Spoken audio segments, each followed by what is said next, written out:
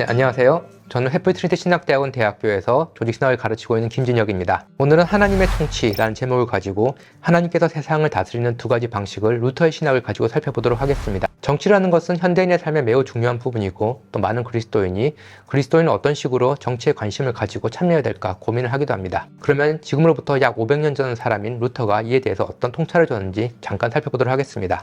지금 이 동영상을 찍고 있는 시점이 10월 첫째 주인데요. 10월 첫째 주는 세계교회협의회에서 세계성찬주일로 지키고 있습니다. 이는 1982년 페루 리마에서 세계교회협의회 모임에서 10월 첫째 주에는 개신교와 그리고 카톨릭 전체가 세계교회가 하나가 되어서 주의 만찬을 나눔으로써 거룩한 공교회로 고백하는 날로 삼기로 했습니다. 그런데 공교롭게도 2022년 10월 2일 첫 번째 주일은 노인의 날이었습니다. 노인의 날은 노인에 대한 사회적 관심 그리고 노인에 대한 공경을 고취시키고자 1997년 보건복지부에서 정한 기념일입니다. 이렇게 그리스도인은 세계 성찬주의를 지키면서 또 동시에 노인의 날이라는 이 날을 기억해야 됐습니다. 다른 말로 하면 그리스도인은 두 다른 캘린더 속에서, 두 다른 달력 속에서 살아가는 존재입니다. 일반적으로 사람들이 살아갈 때 자신이 속한 현실만이 세상이라고 생각하기 쉬운데 그리스도인은 그것이 아니라 조금 봤듯이 두 달력 속에 살아가듯이 그리스도인은 두 다른 세계, 두 다른 현실 속에서 살아가는 존재다라고 할 수 있을 것 같습니다. 그리고 루터는 이것을 그리스도인은 두 통치 영역 속에서 살아간다 라고 말을 했습니다. 이것은 교회와 국가의 관계의 문제이기도 합니다. 사실 예수 그리스도께서 빌라도에게 재판을 받은 이후로, 다른 말로 하면은 하나님의 아들이 로마 제국의 심판을 받은 이후로 교회와 국가의 관계는 무엇인가 라는 것은 기독교의 아주 중요한 그런 주제 중에 하나였습니다. 신학자들은 교회와 국가 혹은 복음과 사회의 관계를 다양한 방식으로 설명하고자 했습니다. 그 중에 하나로 대중적으로 잘 알려진 것이 루터의 두 왕국론이라는 그런 개념입니다. 두 왕국론이라는 개념은 잘못 알려진 개념인데요. 왜냐하면 루터는 왕국이라는 어떤 영토적인 개념보다는 더 포괄적인 통치라는 개념을 선호했기 때문입니다. 물론 루터가 조직적으로 체계적으로 책을 쓴 것이 아니라 그때그때 필요한 논문 형식으로 혹은 짧은 글 형식으로 글을 쓰다 보니까 그가 쓴 용어의 통일성이 없는 것은 사실이지만 루터가 원하고자 했던 것은 단지 영토라는 혹은 영역이라는 왕국이라는 그런 협소한 개념보다는 더 포괄적인 통치, 하나님의 통치라는 개념에 더 관심이 있었다는 것을 기억하시면 좋을 것 같습니다. 루터가 생각하기에 하나님께서는 두 가지 방식으로 세상을 통치하십니다. 하나는 복음을 가지고 의를 가져오기 위한 통치입니다. 다른 하나는 인간은 여전히 죄인이기 때문에 외적인 평화, 다른 말로 하면 사회의 평화를 가져오고 악을 막기 위한 통치입니다. 그래서 한편으로는 만약에 왕국 개념을 쓴다면은 은혜로 이루어진 자들로 구성된 하나님의 왕국이 있고 거기는 성령의 질서로 다스려집니다. 반면 다른 쪽에서는 신자가 아닌 자들로 구성된, 다른 말로 하면은 여전히 죄와 악으로 가득 찬 그런 세상의 왕국이 있고 거기서는 더 큰 악을 막기 위해 루터의 표현에 따르면은 검 혹은 통치자의 권력을 통해서 통치가 되게 됩니다. 자, 이런 식으로 말을 하면은 루터의 두 통치 이론에 대한 또 잘못된 이해가 있을 수도 있는데요. 어떤 이들은 루터가 한편으로는 하나님께서 복음으로 다스리는 그런 영역이 있다면은 다른 쪽에는 하나님께서 어떤 군주 혹은 이제는 공권력을 통해서 통치하는 영역이 있다라고 하면서 루터가 근대적인 세속 혹은 정치와 종교의 이원론을 제시했다라고 이야기를 합니다. 사실 그것은 루터를 조금 지나치게 단순화해서 이해하거나 혹은 오늘날과 같이 종교 분리의 원칙이 어느 정도 정착된 그런 현대적인 관점에서 루터를 이해하기 때문에 생기는 오해다라고 할 수 있을 것 같습니다. 루터가 볼 때는 교회만이 아니라 세속 정부도 하나님께서 허락하신 그런 중요한 질서입니다. 그런데 교회와 다르게 세속 정부는 법과 권력 그리고 공권력을 통해서 이 세상을 통치하게 됩니다. 이것 때문에 어떤 사람들은 루터가 정부에 대해서 무조건 교인들이, 그리스도인들은 순종해야 되고 현실 정부에 대해서 침묵을 지켜야 된다라고 그런 식으로 가르쳤다라고 오해를 하기도 하는데요. 그런 오해가 심지어 루터교가 히틀러 당시에 그 나치 정권에 또 이렇게 부역을 했다 이런 식으로 단순화시켜서 이야기를 하기도 합니다. 그러나 당시에 물론 루터교만 히틀러에 반대한 건 아니지만 히틀러에 반대했던 어떤 고백교회라든지 그런 여러 기독교적 운동 중에 루터교가 큰 역할을 했다는 것을 저희가 잊어서는 안 됩니다. 근데 저희가 생각할 때 법과 정의 그리고 권력은 꼭 필요한, 다른 말로 하면은 다 의인만이 사는 것이 아니라 의인과 악인이 함께 살아가는 이 세상에서 필요한 그 무엇이다 라고 할 수가 있을 것 같습니다. 이 세상은 교회만 있는 것이 아니라 그리고 세속 왕국이 있고 또 교회 속에서도 의인만 있는 것이 아니라 이 교회도 다른 말로 하면은 의인과 악인이 섞여 있는 참 교회가 아니라 어떻게 보면은 밀과 가라지가 분리되기 이전의 교회이기 때문에 루터 같은 경우는 이 현실 속에 있는 악의 문제들을 어떻게 우리가 해결해야 될지 혹은 제어해야 될지에 대해서 큰 고민이 있었습니다. 그 결과 루터 같은 경우는 세속 정부는 악을 막기 위해서 하나님께서 허락하셨다 라고 이야기를 하게 되고요. 그런 의미에서 이 세속 정부는 하나님께서 인정하신 그런 통치 하나의 방식이다 라고 얘기하면서 교회와 함께 이 세계 속에서 꼭 필요한 무엇이다 라고 루터는 생각을 하였습니다. 이러한 생각이 담긴 루터의 기도문 하나를 제가 읽어드리도록 하겠습니다. 이 기도문을 보면은 루터가 세속 정부 혹은 이제 군주들을 어떤 식으로 이해하는데 아주 중요한 아이디어들이 있는데요. 제가 잠깐 읽어보도록 하겠습니다. 사랑하는 통치자에게도 복을 주시어 적과 맞서 승리하게 하소서. 그에게 지혜와 넓은 이해심을 주소서. 그가 이 나라의 백성을 평화와 정의로 잘 다스리게 하소서. 왕과 제후와 지도자들을 위해 기도합니다. 그들에게 바른 교훈을 주셔서 자신들이 맡은 땅과 백성들을 평온하고 선하게 보존케 하소서. 특별히 기도하기는 이 땅을 다스리는 우리의 군주를 위하여 간구합니다.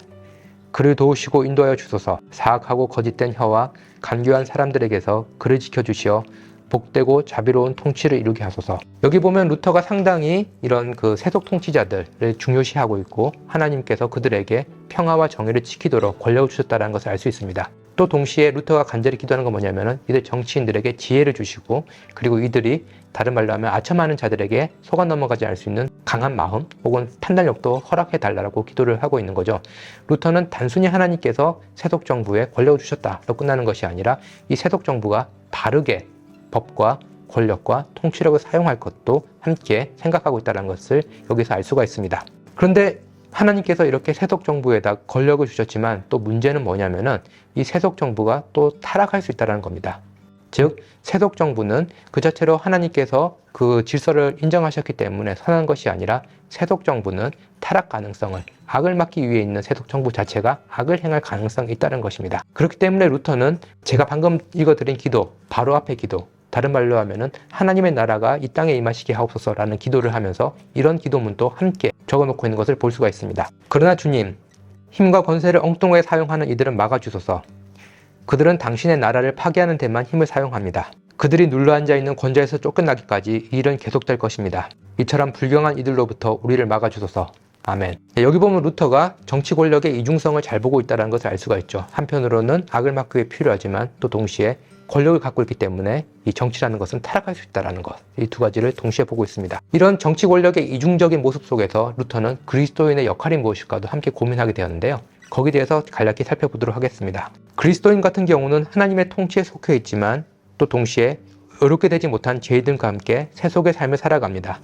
이것은 그리스도인의 이중적인 정체성을 만들어냅니다. 마치 루터가 그리스도인이 의인이면서 동시에 죄인이라고 얘기했듯이 루터는 그리스도인은 하나님 앞에 있는 존재이자 동시에 세상 앞에 있는 존재라고 이야기를 하게 됩니다. 한편으로 복음으로 자유롭게 된 그리스도인은 교회가 아니라 세속 정부의 법이 통치하는 일상에서 살아갑니다. 그렇기 때문에 그리스도인이 일상에서 이웃사랑을 실천하는 방법은 이 세속 사회에서 일상에서 공적인 삶을 통해서 그것이 일어나가게 됩니다. 그렇기 때문에 이웃사랑을 하기 위해서 단순히 사랑의 마음으로만 되는 것이 아니라 이 현실 사회에서 우리가 속해 있는 현실 사회에서 우리의 공적이고 사회적 삶을 통해서 우리는 이웃사랑을 실천하게 된다는 거죠. 다른 한편으로 그리스도인은 세속에 살면서 세속의 법을 따르지만 또 동시에 세속이 또 이렇게 오염되고 타락할 가능성이 있다는 것도 알고 있습니다. 그렇기 때문에 그리스도인은 이 세속의 통치와 그리고 세속의 법에 절대적인 가치를 부여하지 않습니다. 다른 말로 하면은 세속 정부의 중요성을 인정하지만 그 폭력과 부패에는 편승하지 않는 것이 그리스도인이다 라고 루터는 이야기합니다. 그렇기 때문에 루터가 흔히 이신칭이 믿음으로 이렇게 된다는 것을 강조했기 때문에 믿음만을 이야기하는 것 같은데 루터는 여기서 상당히 강조하는 것은 뭐냐면은 그리스도인의 이성입니다. 세속은 하나님의 복음이 아니라 실정법, 다른 말로 하면은 여러 합리적인 인간들이 모여서 만들어낸 법을 통해서 통치가 되게 됩니다. 그 법이 항상 옳은 것은 아니지만 그 법은 어느 정도의 논리적이고 합리적인 토론을 통해 형성이 되었고 그리고 그 시대의 필요를 충실히 반영하고 있는 것이 법이기도 합니다. 동시에 실정법이라는 것은 시대적인 한계, 그리고 인간의 지식과 인간의 공정성의 한계에 묶여 있을 수밖에 없겠죠. 그렇기 때문에 그리스도인이 이웃을 사랑하는 방법 중에 하나가 만약에 세속에서 사회적이고 공적인 삶을 통한 그러한 이웃사랑을 실천하는 것이 그리스도교적인 이웃사랑의 실천이라면은, 루터가 볼 때 중요한 것 중에 하나는 뭐냐면은, 그리스도인의 이성을 가지고 이 하나님의 통치와 그리고 세속 통치 사이를 매개하는 역할을 하는 사람이 바로 이 그리스도인이라는 그런 놀라운 가르침도 루터가 던지고 있습니다. 다른 말로 하면은, 그리스도인은 이성을 통해서 현실을 객관적으로 파악하고, 그리고 공적인 토론에 참여하며, 그리고 합리적으로 이 많은 일들을 해결해가는 존재가 또 그리스도인이다라고 할 수 있을 것 같습니다. 그렇기 때문에 루터가 한편으로는 우리가 복음으로 이루어지기 위해서는 믿음이 중요하지만, 또 동시에 우리가 세속의 통치 속에서 이웃사랑을 실천하기 위해서는 또 인간의 이성을 활용할 필요가 있다라고 강조했다는 것도 이 루터의 이 두 통치 이론이 가지고 있는 통찰 중에 하나가 아닌가라고 생각이 됩니다. 루터는 매우 신학적인 언어로 인간의 삶을 묘사합니다. 근데 오늘날 우리가 가지고 있는 선입견에 따르면은 신학적인이라고 하면 현실에서 멀리 떨어진이라는 그런 착각을 하기 쉬운데요. 사실 루터는 신학적이기 때문에 매우 현실적인 통찰을 가졌던 사람이라고 할 수 있습니다. 인간은 복음으로 이렇게 되었지만 여전히 세속에서 정치 권력 영향하에 있습니다. 그러나 또 동시에 그리스도인이기 때문에 그리스도인은 이 정치 권력이 타락할 수 있다는 것을 알기 때문에 이 정치 권력을 절대화하거나 우상화하지 않습니다. 하지만 또 루터는 인간이 이성을 통해서 사회적이고 공적인 삶에 참여하더라도 인간의 이성에는 한계가 있다는 것을 신학적으로 잘 알고 계셨습니다. 그렇기 때문에 루터가 그리스도인에게 필요한 것이 이성을 통하여서 세속 정부 혹은 일상의 삶에 참여하지만, 이성이 우리에게 가르쳐줄 수 없는 것, 다른 말로 하면 그리스도처럼 이웃을 위해 자발적 고난을 감수하는 것, 이것을 통하여서 우리는 세속 속에서 하나님께서 원하시는 그런 의로움, 하나님의 정의, 평화를 이루어가는 존재라고 이야기를 했습니다. 이런 식으로 루터가 얘기했던 그 하나님께서 이 세상을 다스리는 혹은 통치하시는 두 가지 방법을 우리의 마음속에 새겨놓을 때, 우리는 복음에 충실하면서도 또 이 사회 속에서 책임감 있고, 또 이 사회 속에서 우리가 또 미래를 향해서 오늘의 현실을 충실히 살아가는 그런 존재로 거듭날 수 있을 것 같습니다.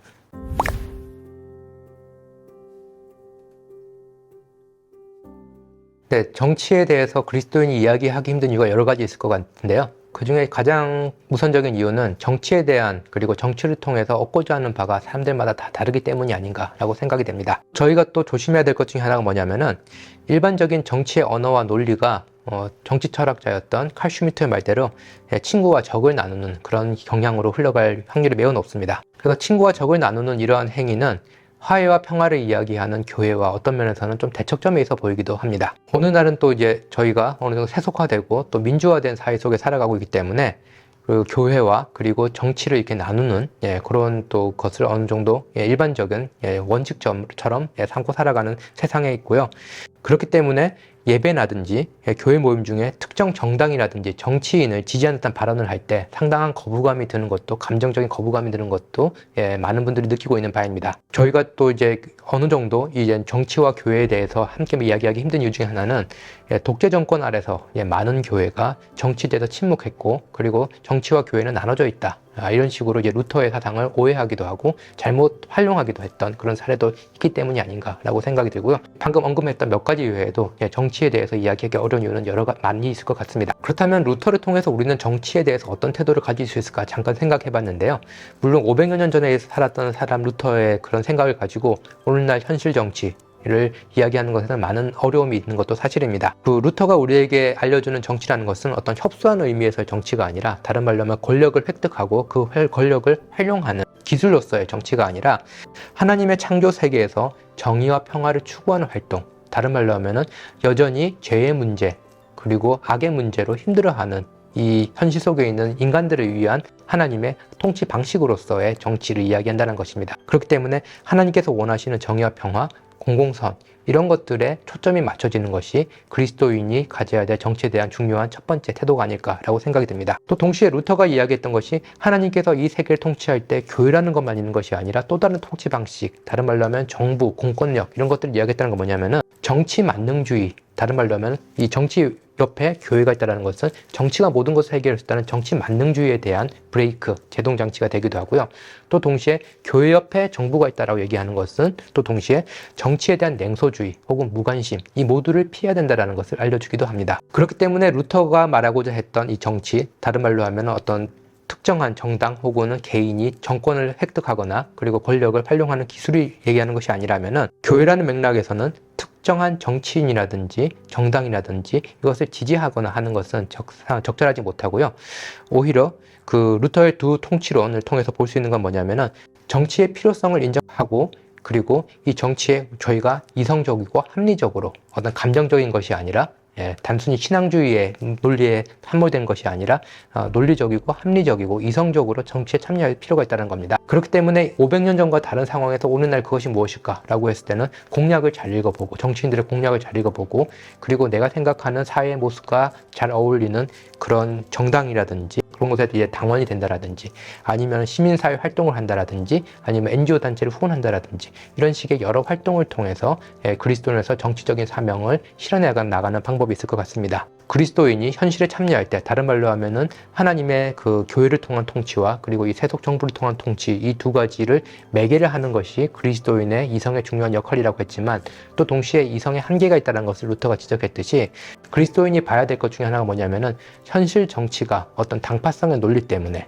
혹은 정보의 부족 때문에 보지 못하고 있는 우리 사회의 어두운 모습, 우리 사회에 고통이 있는 자리, 그곳에 눈을 두는 것이 또 그리스도인이 가져야 될 중요한 정치적인 사명이 아닐까라고 생각이 됩니다. 루터가 500년 전에 이야기했던 것들 단편적이고 비체계적이지만 그럼에도 불구하고 저는 현실의 정치 속에서 그리고 오늘 하루하루를 살아가는 그리스도인들이 가져야 될 정치적 사명에 대해서 여전히 알려줄 바가 많이 있다라고 생각이 듭니다. 그리고 이 문제 같은 경우는 그리스도께서 아까 제가 말씀드렸듯이 빌라도에게 재판을 받으신 이후 지금까지 계속해서 신학자들과 그리고 그리스도인들이 고민하는 바인 만큼 지금 또 저희에게 놓여있는 또 계속해서 생각하고 고민하고 판단해야 될 그런 과제가 아닌가라고 생각합니다.